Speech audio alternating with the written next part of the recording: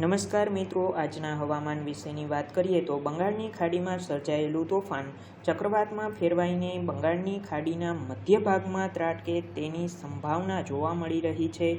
આ ચક્રવાતનું નામ રેમલ રાખવામાં આવ્યું છે. આગામી 48 કલાક ખૂબ જ ભારે માનવામાં આવી રહ્યા છે.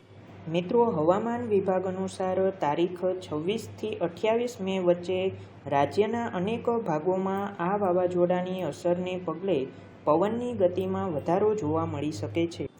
મિત્રો, હવામાન વિભાગના જણાવ્યા અનુસાર આ ચક્રવાતની અસર ઓડિશા, મહારાષ્ટ્ર અને ગુજરાતમાં પણ જોવા મળશે, જેમાં ખાસ કરીને ગુજરાતના કચ્છ જિલ્લામાં પણ તેની અસર જોવા મળશે. કચ્છ જિલ્લામાં 50 કિલોમીટરની ઝડપે પવન ફૂંકાય તેવી સંભાવનાઓ હવામાન વિભાગ દ્વારા આપવામાં આવી રહી છે, જ્યારે પૂર્વ ભારત અને દક્ષિણ ભારતમાં પણ તેની અસર જોવા મળશે. તો મિત્રો, બીજી તરફ નિષ્ણાંતોનું એવું પણ કહેવું છે કે 27 મે બાદ તાપમાનમાં ઘટાડો પણ જોવા મળી શકે છે. ચક્રવાતની અસરની વાત કરીએ તો તે રાજ્યના વિવિધ વિસ્તારોમાં તેની અસર જોવા મળી શકે છે, જેમાં ખાસ કરીને અમદાવાદમાં 40 કિલોમીટર તો કચ્છમાં 50 કિલોમીટરની ઝડપે પવન ફૂંકાઈ શકે. મિત્રો, આવી જ રેમેલ વાવાઝોડાની પળે-પળની અપડેટ મેળવવા માટે અમારી ચેનલને સબસ્ક્રાઈબ કરો અને બાજુમાં આપેલ બેલ આઇકનને પણ પ્રેસ કરો,